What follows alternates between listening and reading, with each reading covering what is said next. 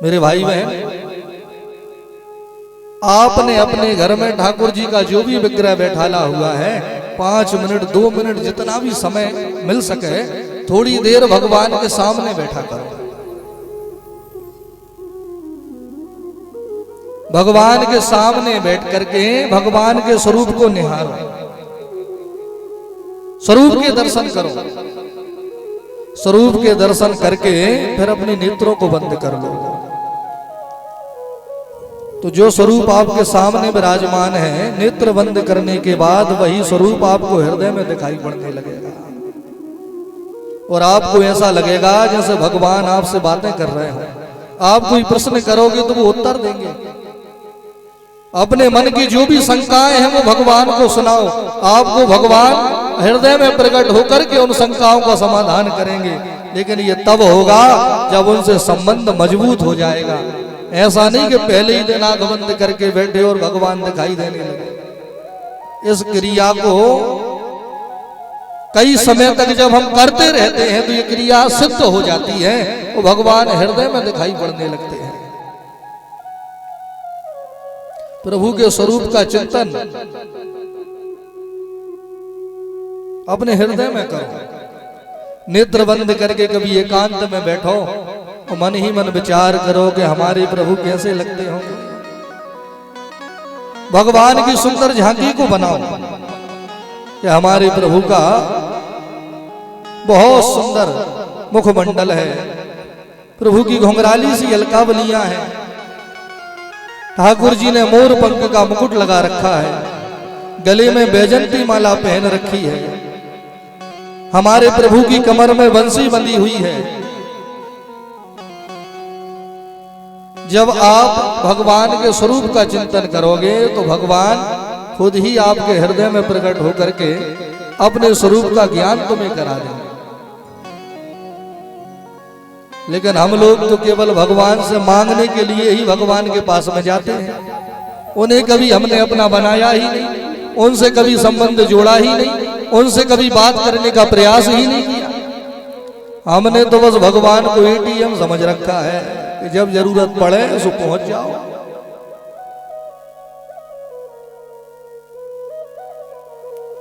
उन्हें पहले अपना तो बना लो, उनसे कोई संबंध जोड़ लो। उन्हें अपना बनाओगे ना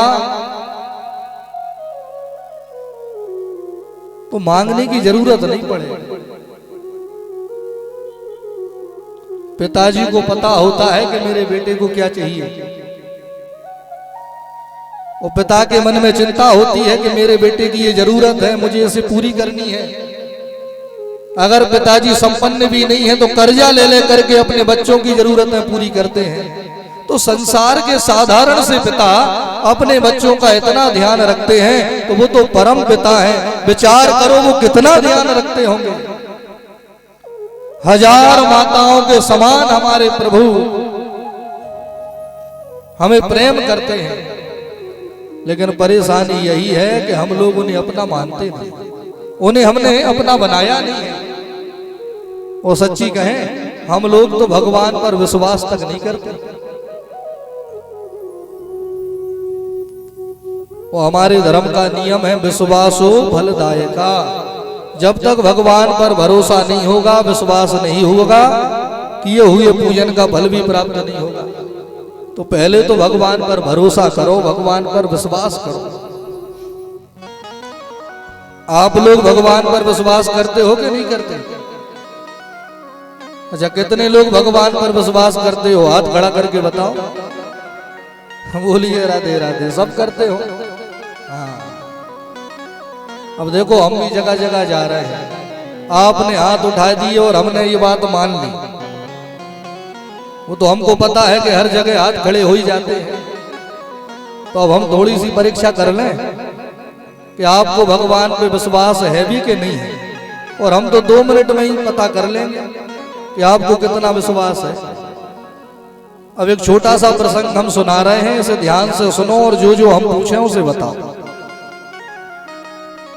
एक गांव में बहुत सुंदर राम जी का मंदिर बना था, बहुत सुंदर।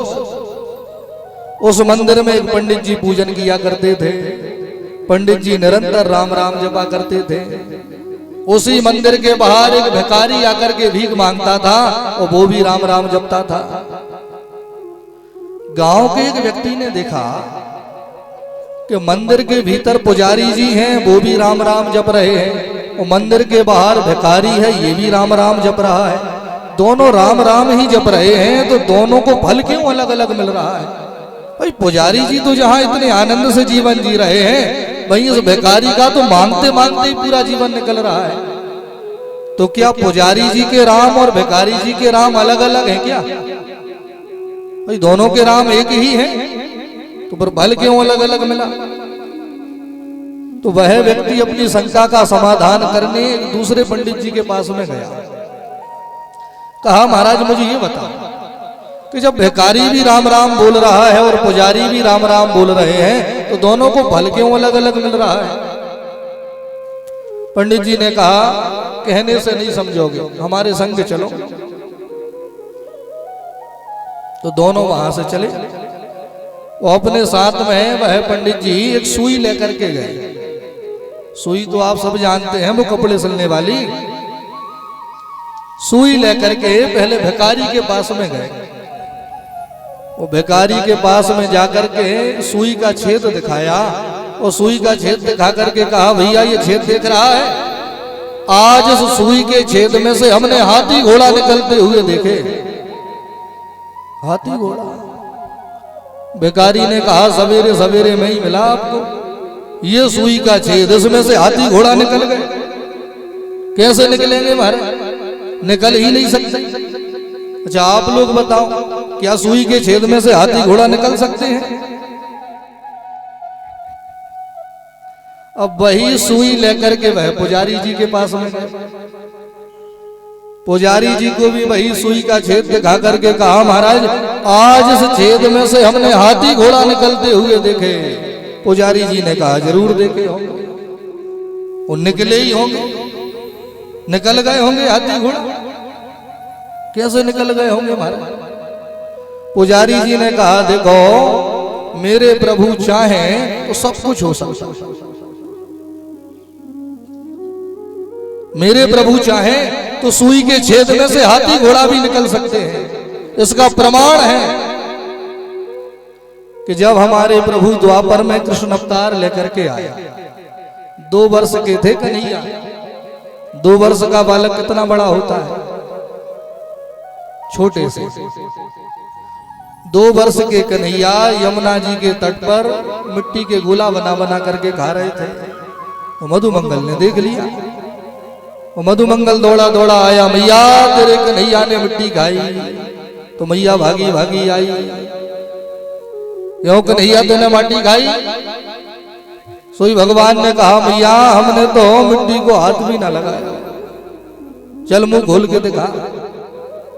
तो भगवान ने अपना मुंह खोल के दिखाया।